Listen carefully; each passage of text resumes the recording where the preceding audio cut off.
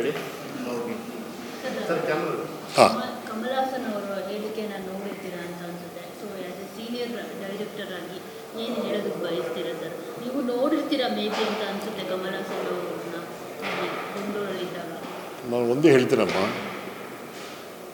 ಯಾವುದಕ್ಕೋಸ್ಕರ ಅವರು ಕರ್ನಾಟಕ ಬಂದಿದ್ದಾರೆ ಅದ್ರ ಬಿಟ್ಟು ಭಾಷೆ ಬಗ್ಗೆ ಮಾತಾಡುವಂಥ ಅಧಿಕಾರ ಅವ್ರಿಗೆಲ್ಲ ಯಾರಿಗೂ ಇಲ್ಲ ಅಂತ ಹೇಳಕ್ಕೆ ನಾನು ಇಷ್ಟಪಡ್ತೀನಿ. ತಾವು ತಮ್ಮ ಸಿನಿಮಾ ಪಬ್ಲಿಸಿಟಿಗೋಸ್ಕರ ಬಂದಿದ್ರಿ, ಅದನ್ನು ಮಾತಾಡಿಕೊಂಡು ನಿಮ್ಮ ಬಗ್ಗೆ, ನಿಮ್ಮ ಆ್ಯಕ್ಟಿಂಗ್ ಬಗ್ಗೆ, ಸಿನಿಮಾ ಮೇಕಿಂಗ್ ಬಗ್ಗೆ ಮಾತಾಡ್ಕೊಂಡು ಹೋದರೆ ತುಂಬ ಚೆನ್ನಾಗಿರೋದು. ನಾವೆಲ್ಲ ಅಣ್ಣ ತಮ್ಮದರಿದ್ದ ಹಾಗೆ. ಇವಾಗ ಪ್ಯಾನ್ ಇಂಡಿಯಾ ಬಂದ ಮೇಲೆ ಟೋಟಲಾಗಿ ನಾವೆಲ್ಲ ಒಂದು ಕುಟುಂಬ. ಈ ಕುಟುಂಬದಲ್ಲಿ ನೀವು ಸಣ್ಣವರು, ನಾನು ಸಣ್ಣವರು, ದೊಡ್ಡವರು ಮಾತಾಡೋವಂಥ ಸ್ಥಿತಿ ಇವಾಗ ಇರಲಿಲ್ಲ. ಯಾಕೆ ಅವರು ಮಾತಾಡಿದ್ದು ಅವ್ರ ಮೂರ್ಖತನ ಅಂತ ಹೇಳಿ ನಾನು ಇಷ್ಟಪಡ್ತೀನಿ. ತಪ್ಪದೇ ಸರ್ಕಾರ ಆಗ್ಬೋದು, ಚಲನಚಿತ್ರರಂಗ ಆಗ್ಬೋದು, ಕನ್ನಡ ಕಲಾಭಿಮಾನಿಗಳಾಗ್ಬೋದು, ಕರ್ವೆಯವರಾಗ್ಬೋದು, ಎಲ್ಲರೂ ಭ್ರಷ್ಟ ಮಾಡಿದ್ದಾರೆ. ಅವ್ರು ಅರ್ಥ ಮಾಡ್ಕೋಬೇಕು. ನಾನು ಮಾಡಿದ ತಪ್ಪಂತ ಅವ್ರು ಕ್ಷಮೆ ಕೇಳಿದ್ರೆ ಚೆನ್ನಾಗಿರುತ್ತೆ. ಇನ್ನು ಮುಂಚೆ ಅವ್ರು ಮಾತ್ರ ಅಲ್ಲ, ಯಾರಾದರೂ ಸರಿ ಕನ್ನಡ ಬಗ್ಗೆ, ಕನ್ನಡ ಭಾಷೆ ಬಗ್ಗೆ ಮಾತಾಡಿಕೊಡೋದು. ನೀವು ಯಾವ ಕೆಲಸಕ್ಕೆ ಬಂದಿದ್ದೀರೋ, ಏನು ಆಸೆಪಟ್ಟು ಬಂದಿದ್ದೀರೋ, ಏನು ಪಬ್ಲಿಸಿಟಿ ಬಂದಿರೋ ಅದನ್ನು ಮಾಡ್ಕೊಂಡು ಹೋದರೆ ಸಂತೋಷ ಅಂತ ಹೇಳಿ ನಾನು ಇಷ್ಟಪಡ್ತೀನಿ. ಸರಿ, ಇಷ್ಟೆಲ್ಲ ಬೆಳವಣಿಗೆ ಆದರೂ ಕೂಡ ಕ್ಷಮೆ ಕೇಳಲ್ಲ ಅನ್ನೋಂಥ ಒಂದು ಉದ್ದಟತನದ ಹೇಳಿಕೆ ಇದೆಯಲ್ಲ, ಇದು ಎಷ್ಟು ಮಟ್ಟಿಗೆ ಸರಿ ಅಂತ? ತಪ್ಪು. ಅವ್ರು ತಪ್ಪಂತ ಅವರು ಹೇಳ್ತಾ ಇದ್ರಿ, ಇಡೀ ಕರ್ನಾಟಕ ಹೇಳ್ತಾ ಇದೆ ನೀನು ಮಾತಾಡಿದ ತಪ್ಪು, ನೀನು ಮಾತಾಡಿದ ತಪ್ಪು, ಆ ಥರ ಮಾತಾಡಬಾರ್ದಾಗಿತ್ತು ಅಂತ. ಯಾಕಂದರೆ ಎಲ್ಲರೂ ಸ್ಟಡಿ ಮಾಡಿ ಎಲ್ಲ ಹೇಳಿದ್ದಾರೆ.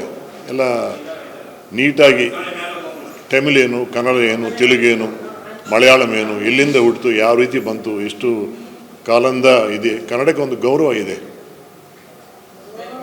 ವೀರ ತಮಿಳ್, ಸುಂದರ ತೆಲುಗು, ಕನ್ನಡ ಕಸ್ತೂರಿ ಅಂತ ಹೇಳಿದ್ದಾರೆ. ಇಷ್ಟು ದೊಡ್ಡ ಚೆನ್ನಾಗಿ ನಮ್ಮ ದೊಡ್ಡವರೆಲ್ಲ ಹೇಳಿದಾರಲ್ವಾ ಕಸ್ತೂರಿ ಕನ್ನಡ ಅಂತ. ಅದು ಮನಸ್ಸಲ್ಲಿ ಇಟ್ಕೋಬೇಕು. ಅವರು ಮರಿ ಮೂರ್ಖತನದಿಂದ ಮಾತಾಡಿದ್ದಾರೆ. ಅವ್ರು ಮಾತಾಡಿದ ತಪ್ಪು ತಪ್ಪು ಅಂತ ಹೇಳಕ್ಕೆ ನಾನು ಇಷ್ಟಪಡ್ತೀನಿ. ನಾನು ಕಮಲ್ ಹಾಸನ್ ಅವ್ರ ವಿಚಾರಕ್ಕೆ